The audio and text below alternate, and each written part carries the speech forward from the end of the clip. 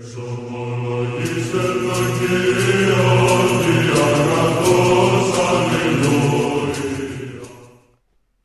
nderuar miq të dashur, vëllezër dhe motra, më Krishtin ja ku jemi së bashku në takimin ton të përditshëm me komenti i Shkrimit të Shenjtë.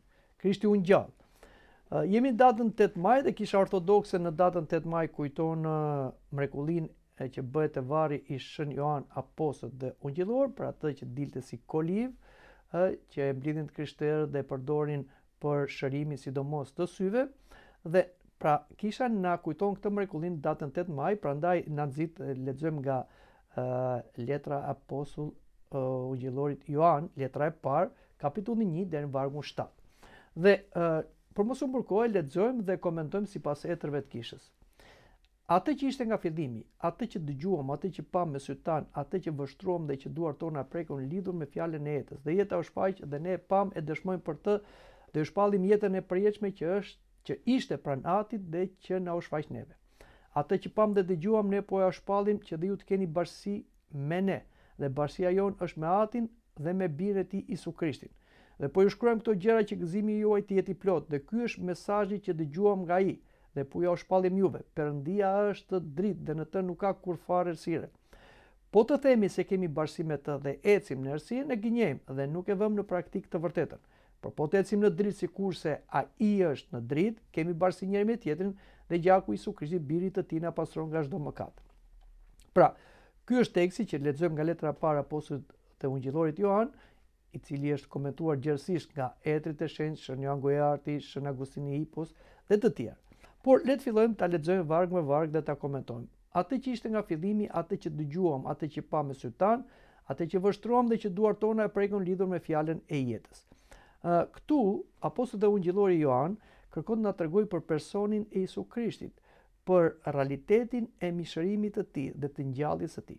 Isu Krishti nuk është një ide apo një fantazi, por është një person real, fjala e mishëruar, i cili vdiq vullnetarisht në kryq, u varros, por u ngjall.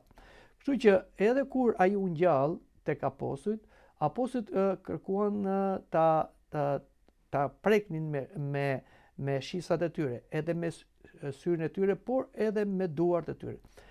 Konkretisht, neve shikojmë që Krishti, për të larguar çdo lloj dyshimi tek apostujt, kur ngjallu është shfaq të dielën në mbrëmje, ai kërkoi diçka për të ngrënë, dhe ata i dhanë një oje me mjaltë dhe një kurm peshku. Dhe këtu Krishti tregoi që ai nuk ishte fantazëm. Po ashtu kemi edhe dyshimin e Shën Thomait, i cili kërkonte të prekte me duart e tij trupin e ngjallur të Krishtit.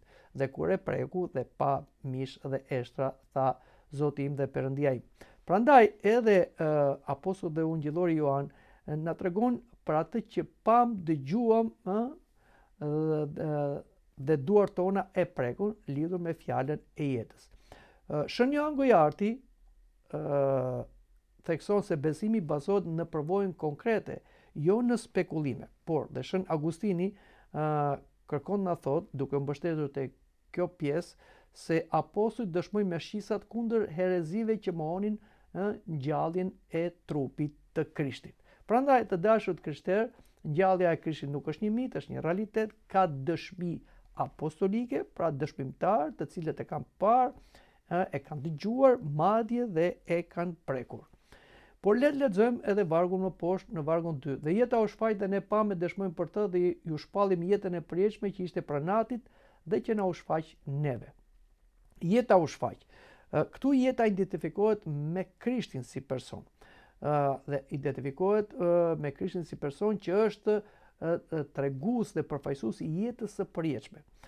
Krishti mëson dhe kush është jeta e përjetshme? Të njohin ty Perëndi, Atë dhe Isu Krishtin që ti e ke dërguar. Pra, jeta e përjetshme është mishëruar në personin e Isu Krishtit.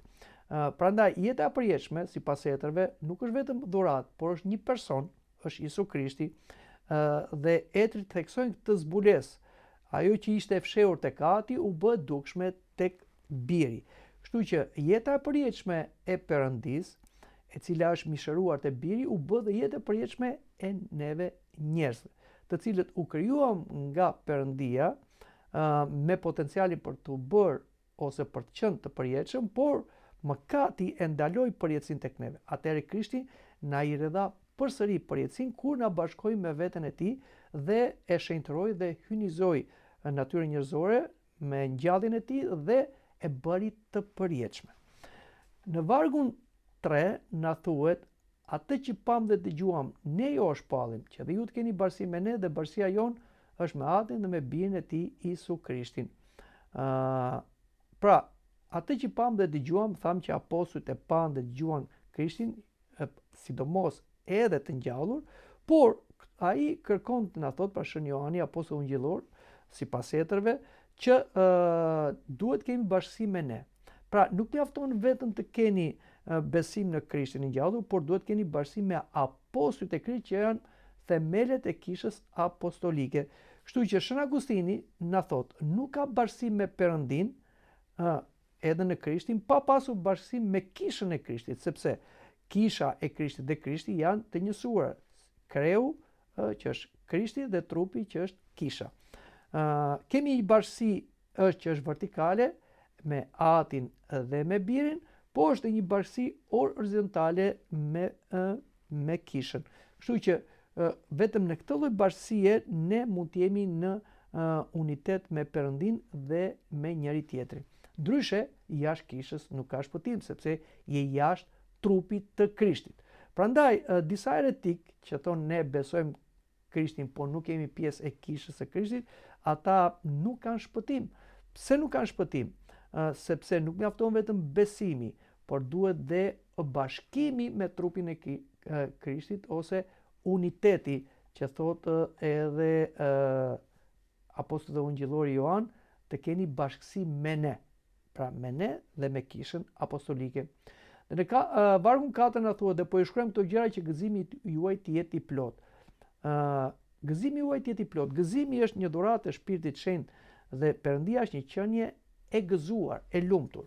Por tek njeriu gëzimi humbi për shkak të mëkatit. Dhe ky gëzim erdhi përsëri nga Perëndia, ashtu si kryengjëlli Gabriel përshëndet vigjeres zonja Shëmari, kur e ungjillon, gëzoi i plotë, Zoti është bashkë me ty.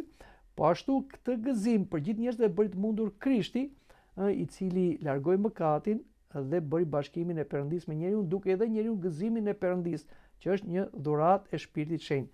Dhe gëzimi i krishterëve nuk është thjesht një gëzim i botës, emocional, një adrenalin, por është fryti i Shpirtit Shenjtë që vjen nga bashkimi i njeriu me Perëndin në Krishtin, me anë të Shpirtit Shenjtë nëpërmjet mistereve të kishës. Këtu kemi atë që quhet gëzim, që thotë dhe apostulli Pauli, gëzoni në Zotin, dhe ky gëzim përmbushet dhe bëhet një lumturi që do ta përjetojmë në përjetësi.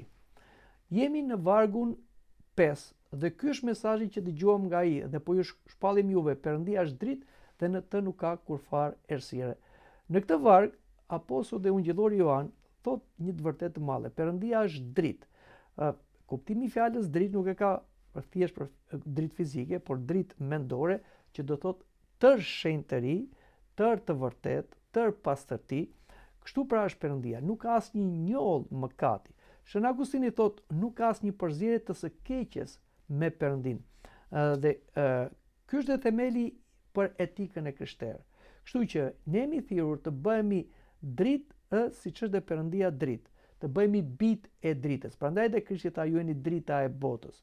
Jo se njeriu ka një dritë brenda vetes, pa prodhon dritë ose energji, siç thon edhe heretikët e kohës sotme, që thonë që njeriu është në vetvete ose ka energji në vetvete. Kjo është një herezi, një gënjeshtër, por njeriu mbar të dritën ose pasqyron dritën, si ajo pasqyra që kthehet nga drita e diellit dhe pasqyron atë në skutat e errta. Njëjtën gjë ndodh me njeriu. Kur njeriu pastrohet nga mëkati, ai pastron zemrën dhe zemra e njeriu pasqyron dritën e Zotit. Pra njeriu bëhet një dritë e dytë, siç janë edhe ëngjëjt. Prandaj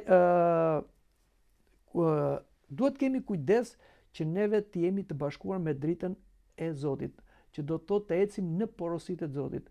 Fjalët e Zotit janë dritë për këmbët e mia. Dhe po ashtu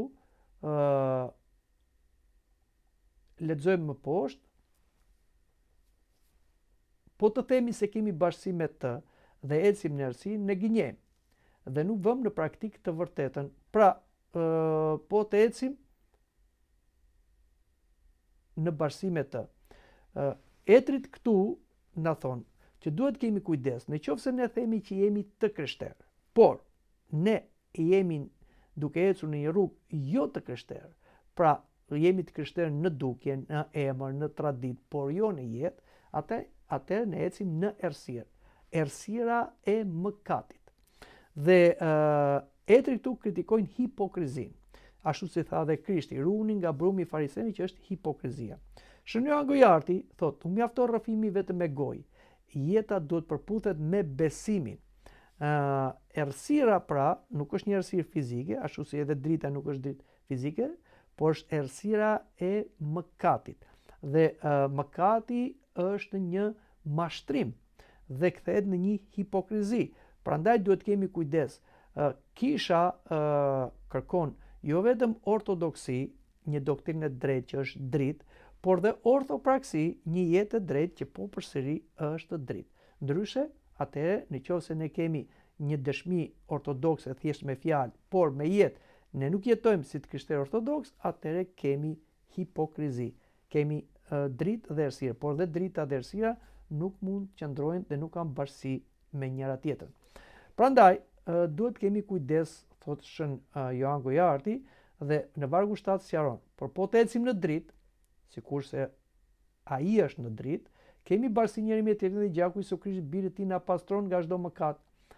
Dhe ky varg i fundit që lexojmë sot interpretohet nga etrit e kishës, ecja në dritë është jetë e drejtë dhe në të vërtetën që zbuloi Krishti, në porositë e Krishtit, dhe duke ecur në këtë rrugë, atë neve jetojmë në jetë të shenjtë ose në shenjtëri. Por edhe në qoftë se ne mëkatojmë, atëherë ajo që na bën neve të mundur të ecim në shenjtëri është gjaku i Krishtit. Gjaku i Krishtit është një pastrim i vazhdueshëm për mëkatet tona. Edhe pse Krishti një herë për gjithmonë dhe gjakun e tij përshkruaj të mëkateve tona, veprimi i tij është i vazhdueshëm.